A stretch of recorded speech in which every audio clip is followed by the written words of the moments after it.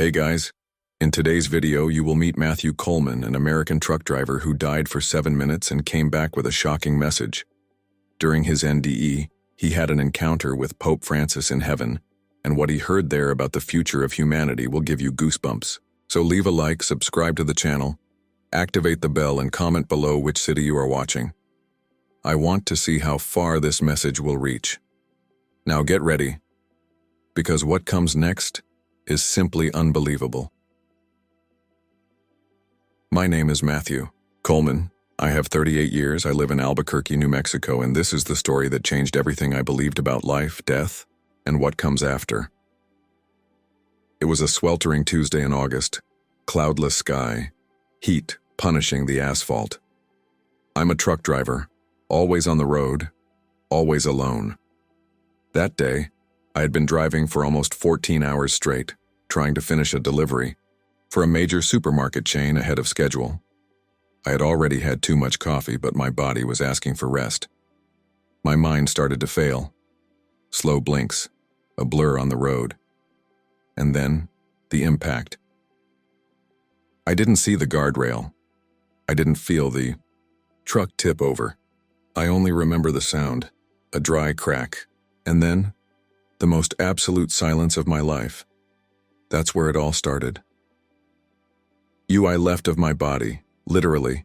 I was above the road, floating, seeing my truck on its side, smoke coming from the engine. But there was something very wrong. I didn't feel afraid, no pain, just an absurd peace, as if someone had turned off the noise of the world. Then a light came. Not a normal light. It was alive, pulsing, almost conscious. He pulled me with a tenderness that was impossible to resist. I was carried away by it like someone swallowed by the safest embrace in existence. Suddenly I found myself in a place that didn't seem real, a space where time didn't exist and everything was made of sound and feeling. And it was there, standing in front of me, that he appeared. Pope Francis. But not as I knew him from TV. He glowed. His face was human, but his eyes, my God, those eyes looked like they were made of liquid sky. He didn't look at me, he crossed. He smiled like a grandfather who had been waiting for me for decades. And then he said, "Matthew, the time has come. The world needs to hear, and you have been chosen." At that moment, something inside me opened. It was as if my soul recognized that voice, as if on some level I had always been waiting for this moment.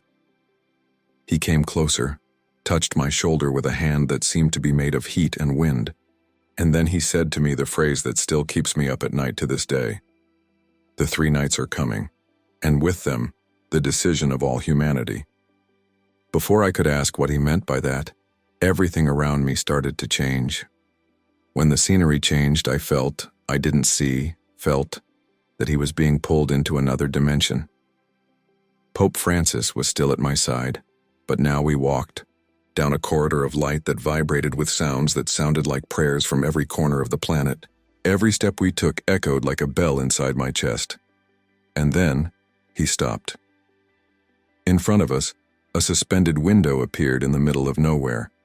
He pointed and said, "Look, see what will come if hearts don't awaken." I approached, and what I saw chilled me to the core.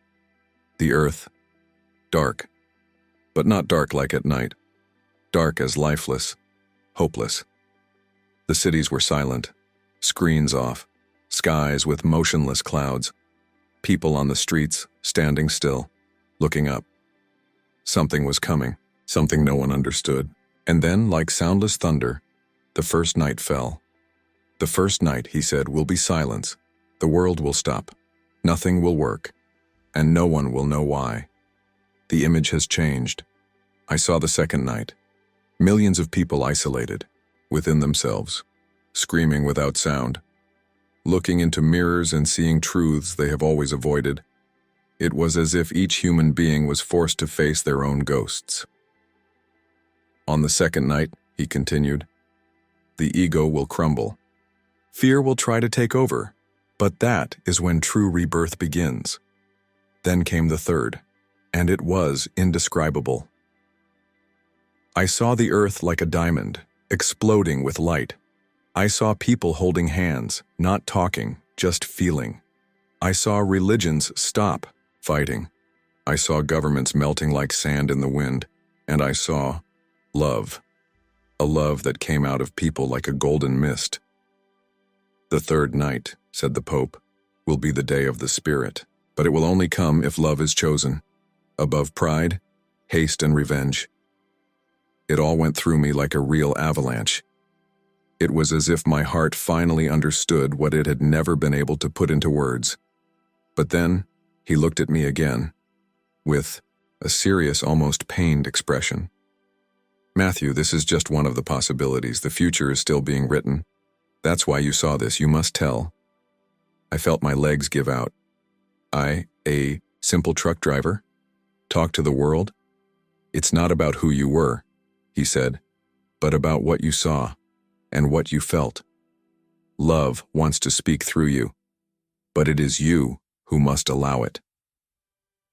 Before I could think, the ground disappeared beneath my feet, and I fell. I fell straight into the next stage of revelation. When the fall ended, there was no ground. There was no sky, just a space made of liquid light and absolute silence. I floated. Or rather, me-era fluctuation. The body he knew no longer existed. Not even hungry, not afraid, not even time. And in the middle of it all, there he was, Pope Francis, standing like an anchor of peace in the midst of infinity. He looked at me and said in a voice that seemed to come from inside me, "You still need to listen before you speak." Then he stretched out his hand, and as he touched it, we were taken to another place. A type of hall, but it wasn't built with matter. It was made of vibration, sound, and light. It was like being inside a cosmic choral breathing along with existence. There in the center there was a circular table, transparent like wet crystal. Around her, presences. Not people, presences. Consciousnesses from different parts of time and space. An old man with a turban and eyes like burning coals. A woman in indigenous clothing, golden skin and eyes that cried stars. A boy with oriental features with a book floating in front of him, where the pages turned by themselves. They were masters, guides, lives that lived and transcended. And in their midst sitting was my mom, who died when I was just 10 years old. She smiled. And at that moment, the lost boy in me collapsed. I cried without sound, no tears. But my entire soul sobbed. The Pope put his hand on my shoulder and said, "Everything you thought you lost is here." The table began to glow, and a languageless melody echoed through the hall. It was as if the souls there were singing truths forgotten by humanity.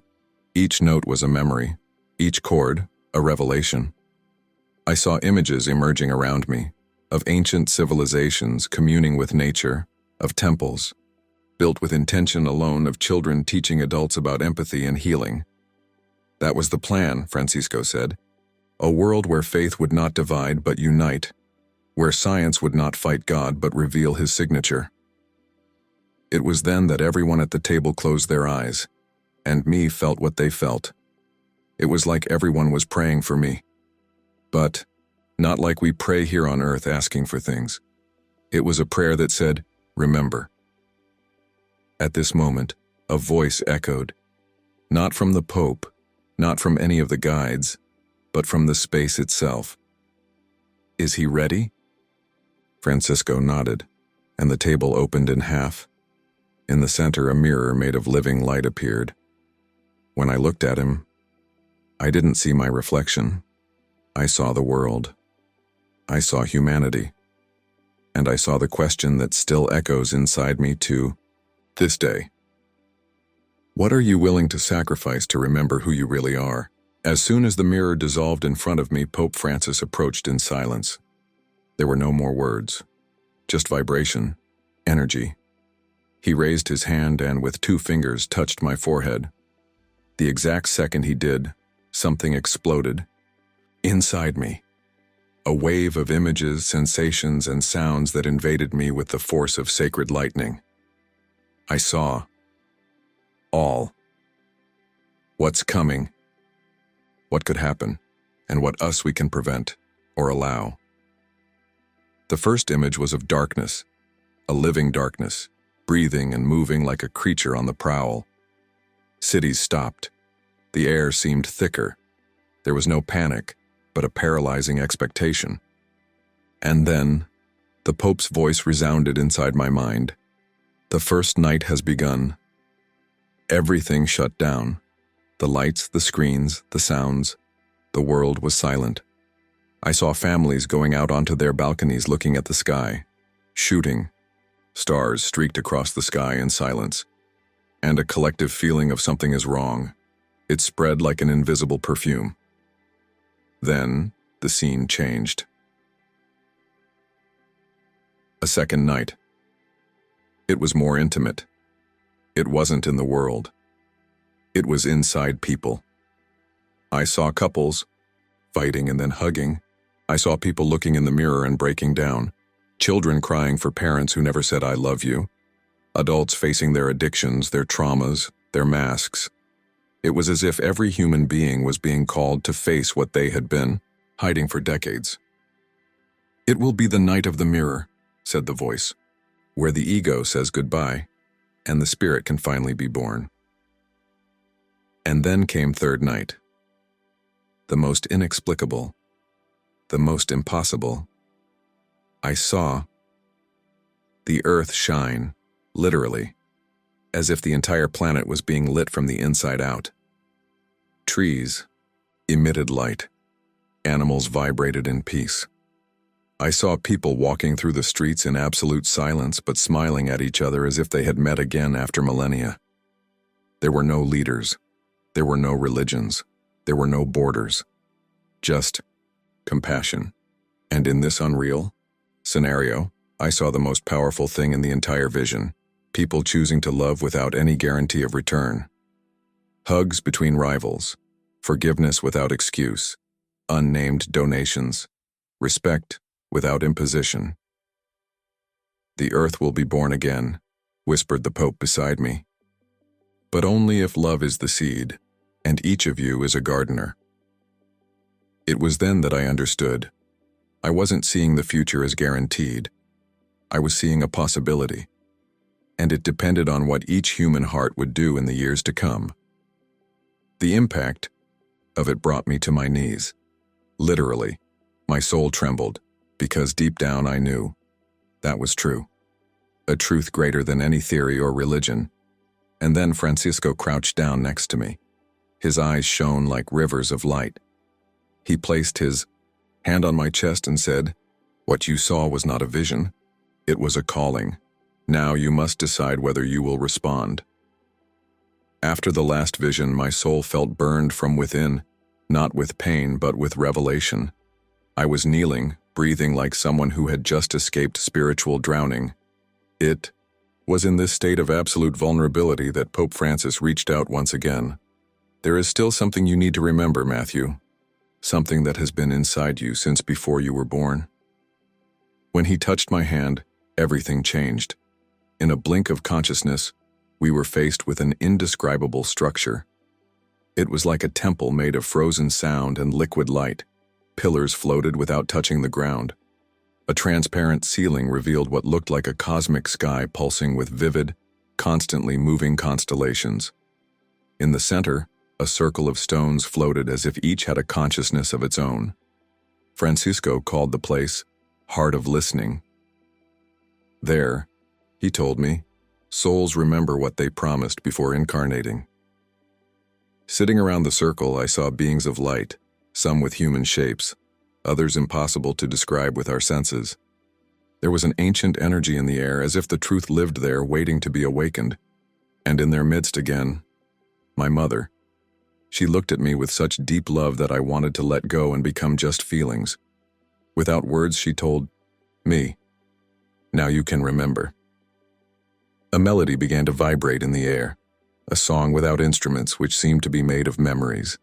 And as she played, images began to appear around me, but they were not of the future nor of the present. They were from before of my current life, from another place, from another plane. I saw my soul signing something, a deal, a mission. I had volunteered. It hit me like an emotional bolt of lightning. I chose this life. I asked to be here. I knew what was coming. "You asked to be an echo," said Pope Francis, teary-eyed. "A mirror that would remind others of what they forgot." Those words broke something in me. The weight of my life, the failures, the mistakes, the addictions, the loneliness. It all made sense. Nothing had been in vain. Every part of my suffering was preparation. I was not an accident. I was part of the invisible orchestra. Then one of the beings got up and came to me. He was made of blue mist and had eyes like planets.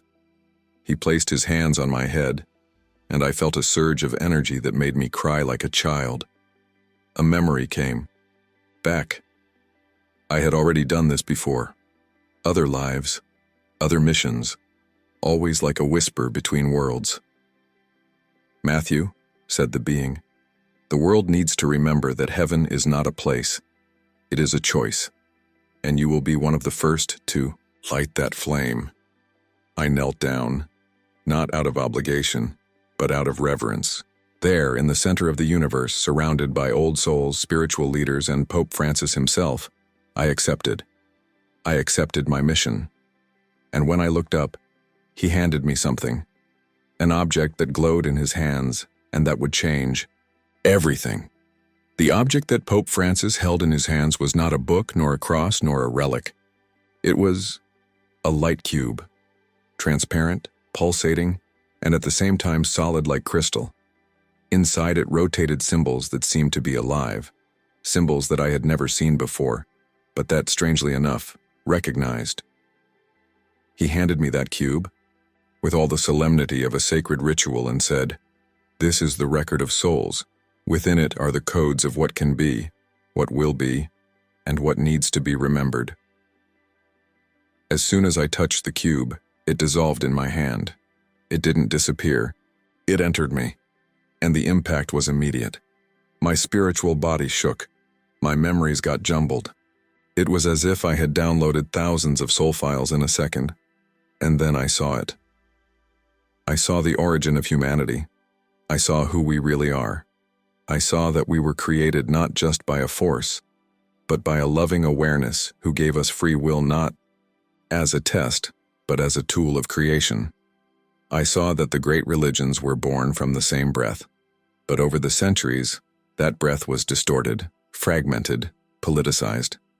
And now, we are on the verge of a reconnection with the source, something so profound and real that it will shake the foundations of our civilization. "The cube is a key," explained the Pope, "but it can only open what already lives in the human heart." The following images were even more shocking. I saw spiritual advice gathered between dimensions discussing the possible paths for Earth. I saw dates floating in the air, names, events, future possibilities. And at the center of it all, a veil. A very thin veil which separated the visible Earth from the possible Earth. The Pope then said something to me that caught my breath. "That veil is thinning, and soon they will begin to dream, to remember, to have experiences like yours. You will be one of the first." It was like an approaching spiritual wave, a kind of collective awakening. But it wouldn't be smooth. It would be disruptive. Pain would be a portal. The collapse of old systems, a blessing in disguise. And faith would no longer be institutional. It would be experiential. Then he looked at me deeply and said, "Matthew, your story will sound crazy, but those who need to hear it will feel, and that's enough." The hall began to slowly darken. A new space appeared on the horizon, something even more mysterious. The Pope stood up, gave me a slight smile, and pointed ahead. "Now you need to see what almost no one saw and came back to tell about." I got up. The ground beneath my feet was made of memory. And in front of me, a bridge made of mist led to a place where creation itself was revealed. And I went. The bridge that stretched before me seemed to be made of mist and time. With each step, I felt old memories coming back, but they weren't just mine. They were humanity's own. It was as if every soul that ever lived had left a trail of memory there. Pope Francis walked beside me in silence. But it wasn't an empty silence. It was the kind of silence that teaches, a silence that heals, a silence where truths scream. When we reached the end of the bridge, something changed in the air. It was as if the universe itself was holding its breath. Before us, a valley. But it was no ordinary valley. It was the valley of creation. Imagine a place where the sky changes color depending on your thoughts, where the air tastes like longing, where the ground pulses with the beats of the cosmos. In the center of this valley, there was a structure that defied explanation, a giant, slowly rotating spiral of light that seemed to sing. Francisco stopped and said, "This is where the future not yet chosen rests, where the paths sleep, waiting for those who walk them." As I approached the spiral, I saw scenes appearing within it, possibilities, futures that compete with each other, awaiting human choice. In one of them, I saw the collapse, scarcity, wars over water, walls built with fear and ignorance. In another, I saw cities suspended between forests, people gathered in circles deciding wisely, technology in harmony with the soul. And then, I saw a third future, something that gave me goosebumps from head to toe. The earth surrounded by a soft light, as if I had woken up from an ancient nightmare. In this scenario, humans no longer lived to have. They lived to be. Schools taught compassion. Churches had invisible walls. The words enemy and guilt had disappeared from the vocabulary. "This is the possible heaven," said the Pope, "but it must be born within each one before being born outside." I didn't know what to say. It was all so grand, so real, so overwhelming that my mind tried to look for logic, and failed. That's when I realized this was not for the mind. It was for the spirit. Francisco then turned me to face him. His eyes now burned like two stars, and his voice became firmer. "What you saw here, Matthew, needs to be told, but not to convince, to awaken." I felt the weight of it like silent thunder in my chest, because it wasn't just a story that I brought. It was a divine spark, a piece of humanity's spiritual puzzle. And before we returned, he told me something that would remain engraved in my soul. What you saw is not privilege. It is responsibility. Many will come after, but the first need to light the torch. In the next instant, the bridge began to disappear behind us. It was time to leave.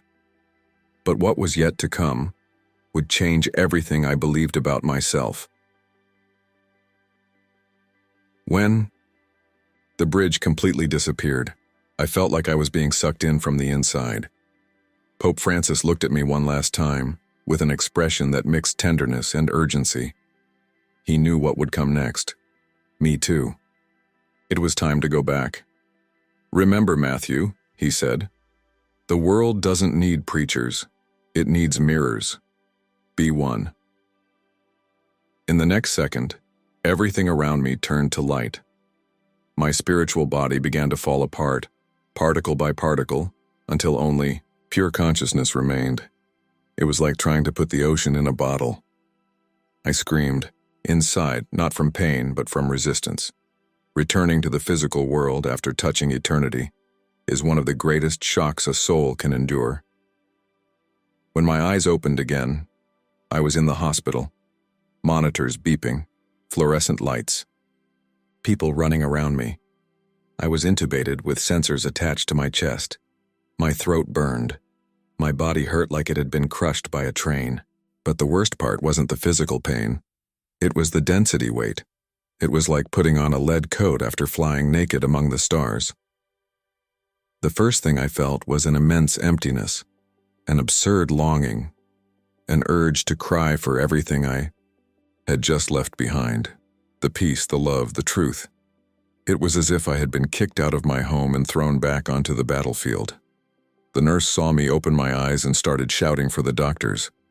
Within minutes, everyone was around me. "He's back. Monitor the signs. It's a miracle he was dead for 7 minutes. 7 minutes. They looked like 7 whole lives there on the other side. Over the next few days, I recovered physically. But emotionally, I was a wreck, as if someone had exchanged my soul for another. Eating, talking, sleeping, everything seemed small, meaningless. Until my sister came into the room and held my hand. She was crying, and without knowing why, I cried too. She didn't know what I had seen, but felt.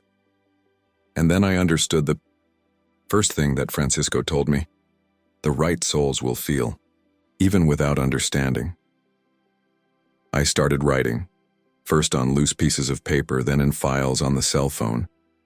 I needed to record what I saw before the world started convincing me it was just a dream. But it wasn't. None of that was a hallucination.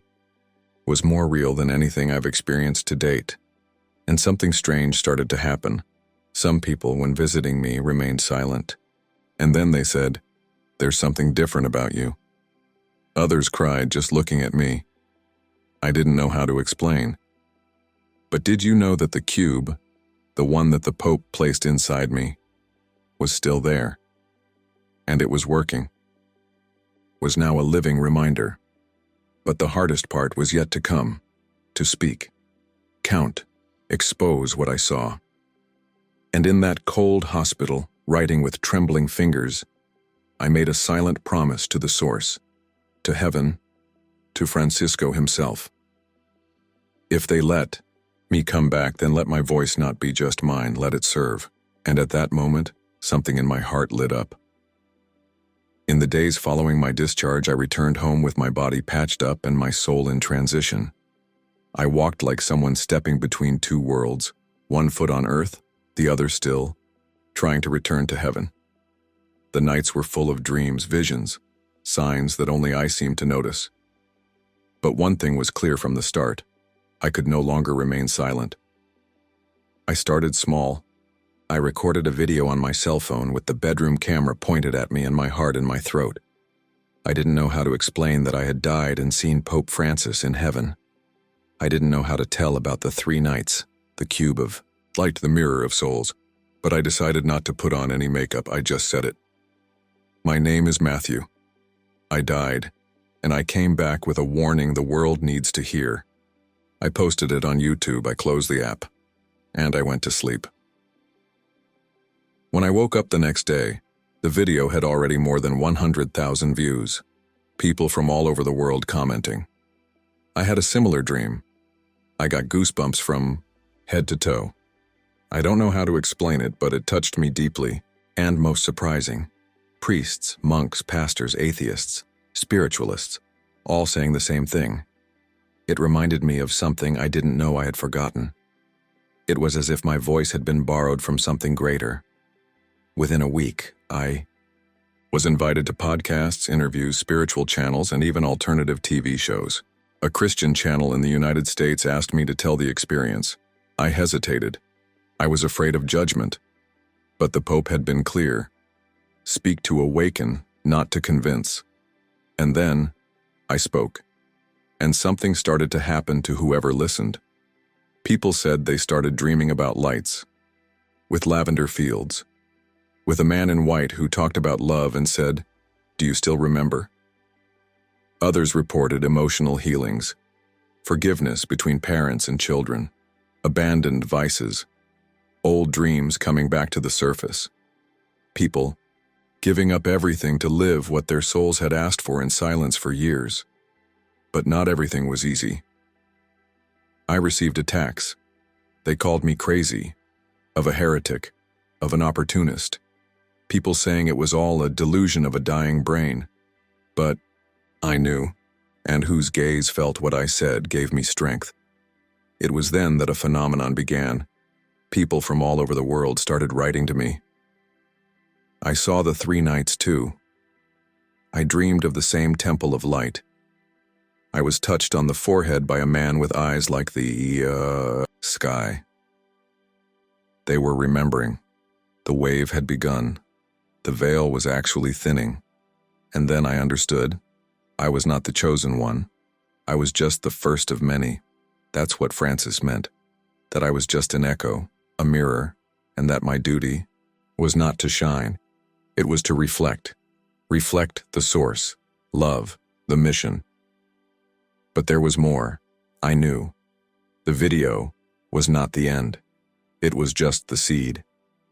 And something told me that what would come next would put all of humanity before its greatest choice. It was early morning when I woke up to the room bathed in a soft golden light, like the reflection of the sun on calm water. I felt my heart speed up, but at the same time, an ancient peace came over me. It was as if I was being expected. In the armchair in front of the open window, he was there again, Pope Francis. But this time, he was no longer the man I knew in heaven. There was something even deeper in his presence. He seemed to have merged with the light itself. His eyes were no longer eyes, they were portals to infinity. And when he spoke, his voice was made of silence, gravity, and condensed love. Matthew, it's time to remember what comes next. I sat on the bed, unable to say a word. I knew what was coming now was the final piece, the end of the cycle, the last truth before the total crossing. He approached, extended his hand, and when he touched it, I was taken back to the space between worlds. On time ceased to exist, the body to matter. Everything was present. There he showed me what few have seen, what happens after for humanity to go through the 3 nights. I saw the earth transformed, not as a forced utopia, but as a cured organism. I saw people living no longer out of fear, but out of shared love. Spirituality was no longer a topic, and it was an atmosphere. I saw leaders being replaced by councils of elders and children. Wisdom had once again become the most valuable currency, but I also saw the other side. Not everyone will cross together, said Francisco. There will be those who resist until the last second, but even those will be accompanied. Love never abandons, it just waits. And then he revealed one last secret to me. Heaven, Matthew, is not an afterlife destination, state of consciousness, and it begins to form now, here, within those who choose to love, despite the pain. That's when I understood. The 3 nights are not a punishment. They are a rebirth. And my mission, to share, to remember, to echo, was not a privilege. It was an invitation. And this invitation now, it's for you who are listening to me. Yes, you. Maybe this story seems impossible. Maybe your mind says it's crazy, but what about your soul? What is she feeling now? If something vibrates inside, if something burns, then maybe you too are one of the rememberers, of the sowers, from the mirrors. And what was shown to me is now yours too. Because when Francisco disappeared before my eyes in that last vision, he left something in the air, a phrase that echoes in my chest to this day. The kingdom of God will not come with external signs. It is already among you. I woke up that morning with my face wet with tears and an unshakable certainty. We are on the threshold, and every choice of love, every act of compassion, every silence with presence is an invisible brick in the construction of heaven on earth. If you've made it this far, don't ignore this call, because maybe, just maybe, you too came into the world with a mission. And it starts now. If you liked this beautiful spiritual testimony, leave a like, comment on your impressions, subscribe to the channel, and don't forget to activate the notification bell to watch each new video and help us spread this message to a greater number of people. Until next time.